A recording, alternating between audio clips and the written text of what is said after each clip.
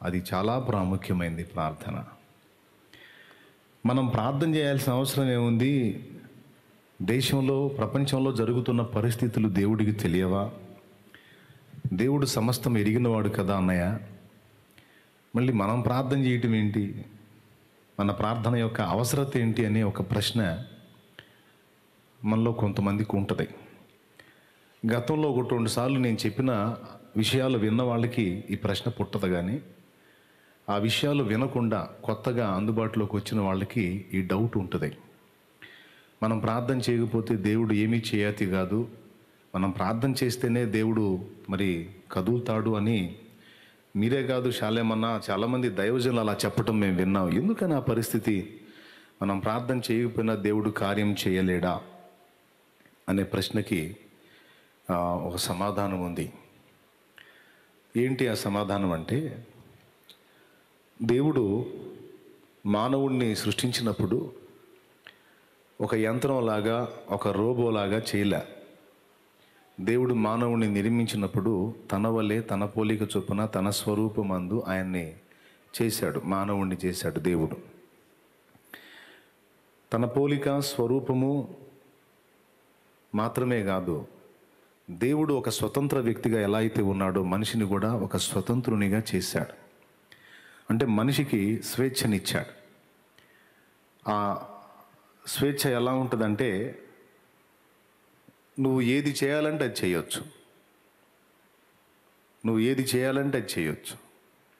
కొంత టైం ఇస్తాడు, ఆ టైం వరకు నీ ఆలోచన నీకుంటుంది, నీ బుర్రకు తోచినట్టు నువ్వు చేయొచ్చు. అది మంచా, చెడ, మేల, కీడ అన్నీ నువ్వే వివేచించుకోవాలి. ఆ వివేచన జ్ఞానాన్ని కూడా దేవుడు మనకిచ్చాడు. ఇచ్చి మంచి చెడు రెండు నీ ముందే పెడుతున్నాను, మరి ఏది మంచో ఏది చెడో తెలుసుకోగల శక్తి కూడా నీకు ఇచ్చాను. కాబట్టి నువ్వే నిర్ణయించుకొని మరి నువ్వు ఎటు నడవాలో అది నువ్వే ఆలోచించుకోమని పూర్తిగా మానవుడికి స్వేచ్ఛనిచ్చాడు. మానవుడికి దేవుడిచ్చినటువంటి ఆ స్వేచ్ఛను మనిషి వినియోగించుకొని దేవునికి విధేయుడై పూర్తిగా అన్ని విషయాల్లో దేవునికి లోబడి ఉండాలని దేవుడు ఆశించాడు. కానీ మానవుడు, ప్రథమ మానవుడు దేవుడిచ్చిన స్వేచ్ఛను దుర్వినియోగం చేసుకుని తన మీద అధికారాన్ని సాతానుకు అప్పచెప్పినట్లు మనకు అర్థమవుతుంది. తన మీద పెత్తనాన్ని సాతానుకు అప్పచెప్పుకున్నాడు. ఒకప్పుడు తను ఒక స్వతంత్ర రాజుగా ఉండాల్సినటువంటి ఉన్న మనిషి దాసుడుగా మారిపోయాడు సైతానుకి. ఎందుకంటే దేవుడు చెప్పిన మాట వినలేదు, సాతాను చెప్పిన మాట విన్నాడు. ఫలితంగా మరి ఎవరిని కోరుకుంటే వాళ్ళనే అప్పగిస్తాడు దేవుడు. నిర్ణయం మందే కదా. అందుకని ప్రప్రథమంగా అధికారం మానవుడికి ఇచ్చిన ఆ అధికారాన్ని మానవుడు సాతానుకి ఇచ్చాడు. ఎక్కడిచ్చాడో మీకు తెలుసు. దేవుడు వద్దన్న పని చేసి తన్ను తాను దాసునిగా, శత్రువు కంటే సాతానుకు అప్పచెప్పుకున్నాడు. ఇది లూకాసు వార్తలోను, మత్తయి సువార్తలోను యేసుక్రీస్తు ప్రభు 40 దినాలు ఉపవాస ప్రార్థన చేయడానికి అరణ్యంలోనికి వెళ్ళినప్పుడు అపవాది ప్రభువుని ఎదుర్కొని ప్రభువుతో చెప్పిన మాట, ఈ లోక రాజ్య మహిమలన్నీ ఒక్క నిమిషములో ఆయనకు చూపి, ఇవన్నీ కూడా నాకు అప్పగింపబడి ఉన్నవి, ఒక్కసారి నీవు నా కాలు మొక్కితే ఇవన్నీ నీకు నేను ధారాదత్తం చేస్తాను, ఇచ్చేస్తానని అపవాది సాక్షాత్తు యేసయ్యతో ఆ మాట అనటం లేఖనంలో రాయబడింది. లూకాసు వార్తలో, లూకాసు వార్త 4వ అధ్యాయం 5వ వచనం. ఇంట్రెస్ట్ ఉంటే గుర్తు రాసుకోండి, ఒకసారి చదివితే ఇంకా బాగుంటుంది ఆ వచనం. మనుషుడు రొట్టె వలన మాత్రమే జీవించునని వ్రాయబడినది వానికి ప్రత్యుత్తరం ఇచ్చాను. అప్పుడు అపవాది ఆయనను తీసుకొని పోయి భూలోక రాజ్యములన్నింటినీ ఒక నిమిషములో ఆయనకు చూపించి, ఈ అధికారమంతయు ఈ రాజ్యముల మహిమయు నీకిత్తును, అది నాకు అప్పగింపబడి ఉన్నది, అదెవనికి నేను ఇయ్యగొరుదునో వానికిత్తును, కాబట్టి నీవు నాకు మ్రొక్కితివా, ఇదంతయు నీదగునని ఆయనతో చెప్పాను. అది సంగతి. ఎప్పుడు అప్పగింపబడింది? ఇదంతా నాకు అప్పగింపబడింది అన్నాడు. అంటే నాది, నా సొంతం, నేను చేసుకున్నదల్లా. పెద్ద ఆయన తయారు చేసి ఇదంతా రెడీ చేసి మొదటి మానవుడికి అధికారం ఇస్తే అతడు ఆ అధికారం అంతా నాకు అప్పచెప్పాడు. ఇదంతా నాకు అప్పగింపబడి ఉంది. కాబట్టి ఇప్పుడు పెత్తందారి నేను అన్నాడు. యేసయ్య కూడా ఆమోదించాడు ఆ మాటకి. ఇంకా చెప్పాలంటే యోహాను సువార్తలో మీరు చూడగలిగితే, ఈ లోకాధికారి వచ్చుచున్నాడు, ఇకను నేను విస్తరించి మాట్లాడును అనే మాట యేసయ్య అన్నాడు. ఒకసారి సాక్షాత్తు యేసయ్య నోటితో యేసయ్యే అపవాదిని లోకాధికారి అని పిలిచాడు. యోహాను సువార్త 14వ అధ్యాయం ఒకసారి తీసుకోండి. యోహాను సువార్త 14వ అధ్యాయము 30వ. ఇకను మీతో విస్తరించి మాట్లాడను, ఈ లోకాధికారి వచ్చుచున్నాడు, నాతో వానికి సంబంధం ఏమీ లేదు. చూసారా మాట? ఇకను విస్తరించి మాట్లాడను, ఈ లోక అధికారి. ఈ లోక అధికారి ఎప్పుడయ్యాడు? వాడు మొదటి మానవుడి దగ్గర అయ్యాడు. అదే అధికారం దేవునికి ఇచ్చినట్టయితే సూపర్ ఉండేది. కానీ మానవుడు సాతానుకి ఇచ్చినందున ఇప్పుడు మన మీద వాడి పెత్తనం వెళ్తుందన్నమాట. పరలోకంలో ఏడుపు, దుఃఖం, కన్నీరు, ఆవేదన లేవు. అక్కడ నిత్య సంతోషం, సమాధానం, ఆనందం ఉంది. కానీ భూలోకంలో దానికి వ్యతిరేకమైన పరిస్థితులు ఉన్నాయి. ఎందుకని అంటే పరలోకంలో రాజు దేవుడే, జరుగుతున్నదంతా ఆయన పరిపాలన గనుక భూమి మీద కనపడుతున్నవేవి అక్కడ కనిపించటం లేదు. కానీ భూలోకంలో ఇద్దరు అధికారులు, ఒకటి సాతాను, రెండు మనిషి తనకు తానే రాజు. తనకు తానే రాజు అన్నట్టు బతుకుతాడు, లేదా సాతాను నా రాజు అన్నట్టు బతుకుతాడు. ఈ కారణం చేతనే భూమి మీద ఉండాల్సిన దరిద్రం అంతా ఉంది. కానీ పరలోకంలో దేవుడే రాజుగా ఉన్నాడు గనక భూమి మీద కనపడుతున్న ఈ పరిస్థితులు పరలోకంలో లేవు. పరలోకం ఒక అద్భుతమైనటువంటి ప్రదేశం. సూర్యుడు లేని, చంద్రుడు లేని, చీకటి రాత్రులు లేనే లేని, సూర్యుడు లేని, చంద్రుడు లేని, చీకటి రాత్రులు లేనే లేని, ఆ దివ్య నగరిలో కాంతులను విరజిమ్మెదవా నా యేసయ్యా.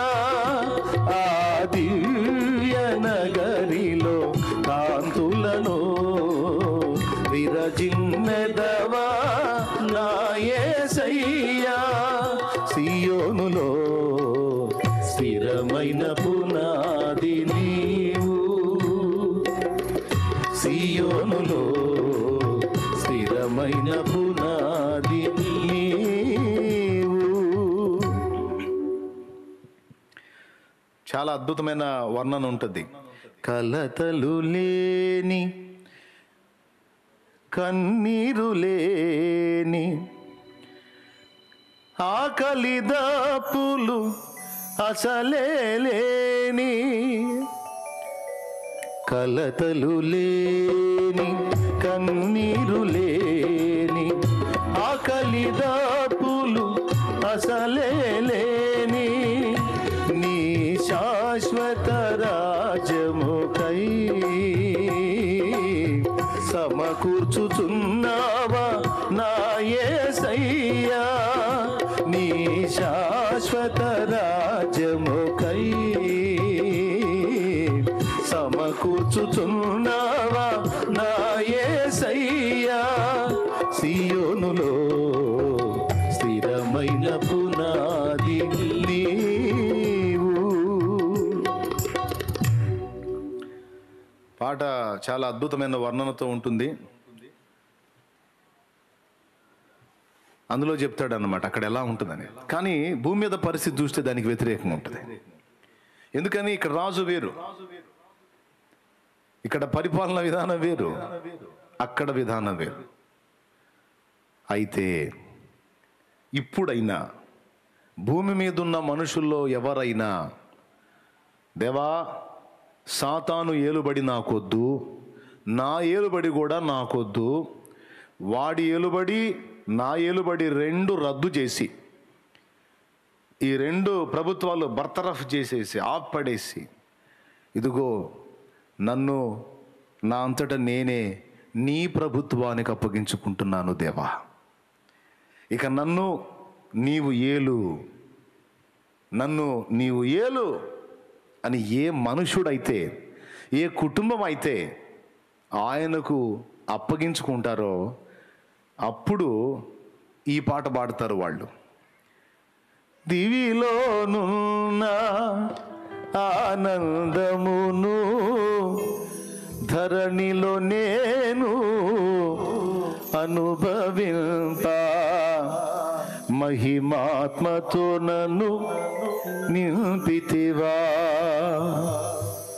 అర్థమైందా? ఏ మనుషుడైతే, ఏ పురుషుడైతే, ఏ స్త్రీ అయితే సాతాను ప్రభుత్వం వద్దు, నా ప్రభుత్వం వద్దు, పూర్తిగా నన్ను నేను నీకు లోబరుచుకుంటున్నానయ్యా. ఆది మానవుడు ఏ అవిధేయత చూపి సమాధానం, శాంతి, నెమ్మది, ఆనందం పోగొట్టుకున్నాడో అది ఇప్పుడు నా అంతటా నేనే నీకు విధేయుడనై నన్ను నేనే లోబరుచుకుంటున్నానయ్యా, ఇక నన్ను నువ్వు ఏలు, ఆ పరలోక ఆనందాన్ని, దివిలో ఉన్న ఆనందాన్ని భూమిలో ఉన్న నాకు, నా జీవితంలో ప్రసాదించు, నా వారికి ప్రసాదించు అని ఏ మనుషుడు తనంతట తాను స్వేచ్ఛాయుతంగా దేవునికి లోబరుచుకుంటాడో, ఎంతగా దేవునికి లోబడతాడో అంతగా దేవుని ఆనందకరమైనటువంటి అనుభవం వాని జీవితంలోకి ప్రవేశిస్తుంది. దేవునికి అవిధేయత చూపించి పోగొట్టుకున్న సమాధానం మళ్ళా దేవునికి విధేయత చూపి మనల్ని మనం లోబరుచుకున్నప్పుడే తిరిగి పొందగలం. వేరే మార్గమే లేదు. అక్కడున్న ఆనందాన్ని ఇక్కడ అనుభవించాలంటే మనంతట మనమే స్వేచ్ఛగా ఆయనకు మనల్ని మనం లోబరుచుకోవాలి. ఎంతగా అప్పజెప్పుకుంటామో, ఎంతగా లోబరుచుకుంటామో అంతగా దేవుని సమాధానం మన జీవితాల్లోకి వచ్చేస్తుంది. ఇదే రహస్యం. ఇక్కడ లోబడటమా, దేవుడి మీద తిరుగుబాటు చేసి తిరస్కరించి సొంత మైండ్తో, సొంత ఆలోచనతో పనిచేయటం అనేది నీకే స్వేచ్ఛ ఇవ్వబడింది. గమనించాలి, నీకు ఇవ్వబడిన స్వేచ్ఛను దేవుడు ఒక నియంతలాగా శాసించడు. నువ్వు ఇప్పుడు ప్రార్థనలో ఏకీభవించవచ్చు, నాకు అందుబాటులోకి రావచ్చు, లేకపోతే ఆ సెల్ ఫోన్లోనే, ఏ సెల్ ఫోన్లో నువ్వు చూస్తున్నావు ఆ సెల్ ఫోన్లోనే ఈ కార్యక్రమాన్ని పక్కన పెట్టి వేరే దానిలో కూడా వెళ్ళిపోవచ్చు. నేను ఆపను, దేవుడు కూడా ఆపడం, నీ ఇష్టం.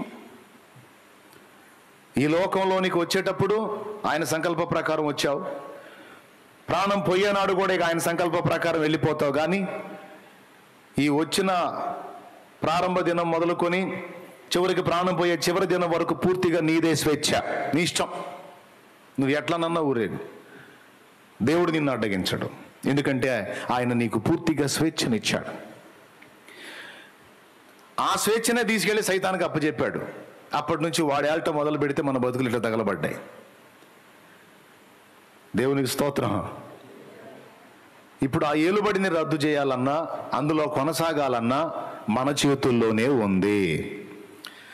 మనం స్పందించకుండా, దేవుణ్ణి మనం ఆహ్వానించకుండా దేవుడు కదలటానికి రూల్స్ ఒప్పుకోవు. అది విషయం. ఒకవేళ దేవుడు మనం అడక్కపోయినా, మనం దేవునికి విజ్ఞాపన చేయకపోయినా, దేవుణ్ణి కోరుకోకపోయినా, దేవుడే వచ్చి మన జీవితాల్లో, మన విషయాల్లో జోక్యం చేసుకున్నాడు అనుకో, వెంటనే వీడు వెళ్ళిపోతాడు అక్కడికి. ఎక్కడికి? దేవుని దగ్గరికి వెళ్తాడు. సైతాన్ దేవుని దగ్గరికి ఎట్ట వెళ్తాడన్న డౌట్ పడకండి. వాడికి అవకాశం ఉంది, బైబిల్లో ఉంది. ఏబు గ్రంథంలోను, ఏబు గ్రంథం 1వ అధ్యాయం 6వ వచనం చూసిన, ప్రకటన గ్రంథం 12వ అధ్యాయం 9, 10 వచనాలు చూసిన, వాడు దేవుని సన్నిధిలోకి వెళ్ళినట్టుగా రాయబడి ఉంది. కాబట్టి వెళ్ళిపోతాడు, రయ్యమని వెళ్ళిపోతాడు. వెళ్ళిపోయి, అయ్యా వాళ్ళకై వాళ్ళు నిన్నైనా నన్నైనా ఆహ్వానించకుండా నువ్వు కదలటానికి లేదు, నేను కదలటానికి లేదు వాళ్ళ జీవితంలో. ఓకేనా? అంతే కదరా అంటాడు ఆయన కూడా. మరి వాళ్ళు స్పందించిన దాన్ని బట్టే మనం ప్రతిస్పందనగా నేనైనా నువ్వైనా, నన్ను ఆహ్వానిస్తే నేను ఎంటర్ అవుతా, నిన్ను ఆహ్వానిస్తే నువ్వు ఎంటర్ అవ్వాలి. అట్లా కాకుండా వాళ్ళు నేను అడక్కపోయినా పిలవకపోయినా తగుదునమ్మా అని నువ్వు ఎంటర్ అయిపోతున్నావు. ఇది ఎట్లా న్యాయం నాయనా? నాకొక న్యాయం, నీకొక న్యాయమా? ఇది ఎలా సబబు అని వెంటనే వీడు ఆయనను పాయింట్అవుట్ చేస్తాడు. అట్లా చేస్తాడని ఎక్కడుంది అంటారు కొంతమంది ముదర శిఖామణులు. విషయం తక్కువ ఆవేశం ఎక్కువ కొంతమందికి అట్లాంటి హడావుడి వాళ్ళకి చెబుతున్నాను నేను. అని ఎక్కడుంది కాదు. ఏబు విషయములో దేవుడేం చెప్పాడు, సైతాన్ ఏం చెప్పాడు? ఏబు యథార్థవంతుడు, న్యాయవర్తనుడు, యెహోవా యందు భయభక్తులు కలిగి చెడుతనం విసర్జించిన వాడు భూమి మీద అట్లాంటి వాడు ఇంకొకడు లేడు. అంటే దేవుడు చెప్పిన మాటకు అసలు విశ్వమే లోబడిద్దయితే వీడు చూడేమంటాడు? ఊరకనే నీతిమంతుడయ్యాడా? అతడి కలిగిన మొత్తాన్ని నువ్వు ఆశీర్వదించావు. ఊరకనే నిన్ను స్తుతిస్తున్నాడా? ఊరకనే నీకు లోబడ్డాడా? అన్నీ ఆశీర్వదించావు. ఆశీర్వదిస్తే ఎవడైనా చేస్తాడు భజన. ఉన్నాయన్నీ తీసేసి చూడు, అప్పుడు తెలుస్తుంది ఆయన రంగేంటో అని. దేవుని అభిప్రాయము తప్పు అంటాడు వీడు. ఒక ఏబు జీవితంలోనే మనకి ఈజీగా అర్థమైపోతుంది. ఏబు లైఫ్లోనే కాదు, మన అందరి జీవితాలలో వాడు నేరములు మోపుతున్నాడు రాత్రింబగళ్ళు దేవుని ఎదుట. వాడు మళ్ళీ అబద్ధాలు కాదు, నిజమే చెప్తున్నాడు. అబద్ధాలు చెప్తే ఒక్కటే కోటింగ్ పడుద్ది వాడి దవడ మీద. దేవుని సముఖంలో వాడు నిజాలు చెప్పాలి. రాత్రింబగళ్ళు, ప్రకటన గ్రంథం 12వ అధ్యాయం 9-10 వచనాలు. రాత్రింబగళ్ళు మన సహోదరుల మీద నేరము మోపువాడైన అపవాది ఎక్కడ? తండ్రి అయిన దేవుని ఎదుట, దేవుని సింహాసనం ముందు. కాబట్టి వీడెళ్ళి ఆయనతో ఆర్గ్యూ చేస్తాడు. నన్ను బలవంతంగా ఎంటర్ అవ్వద్దన్నావు, మరి నువ్వెట్లా వస్తావయ్యా వాళ్ళు పిలవకుండా? నువ్వెట్లా చేస్తావయ్యా భూమి మీద కార్యాలు? నిన్నేమన్నా ఆహ్వానించారా? నిన్నేమన్నా రమ్మన్నారా? నిన్నేమన్నా రమ్మని మొత్తుకున్నారా? నన్ను చూడు దేవా, వాళ్ళు పిలిస్తేనే, వాళ్ళు కోరుకుంటేనే ఎంటర్ అవుతున్నా, లేకపోతే ఎంటర్ అయినా నేను. కాబట్టి నేనే న్యాయవంతుడు అంటాడు దేవుని ముందుకు పోయి. ఆ ఛాన్స్ వాడికి ఇవ్వకుండున్నట్లు దేవుడు ఈ భూమి మీద ఆయన కార్యములు నెరవేర్చుట కొరకు కొంతమందిని విజ్ఞాపనకర్తలుగా ఏర్పరచుకున్నాడు. ఇది రహస్యం. దేవునికి స్తోత్రం చెప్తారా? కొంతమందిని దేవుడు ప్రత్యేకంగా విజ్ఞాపనకర్తలుగా ఏర్పరచుకున్నాడు. ఆయన భూమి మీద తన కార్యాలు జరపాలంటే, ఆయన కదలాలంటే భూమి మీద కొంతమంది హృదయాలు ఆ భారం పెడతాడు.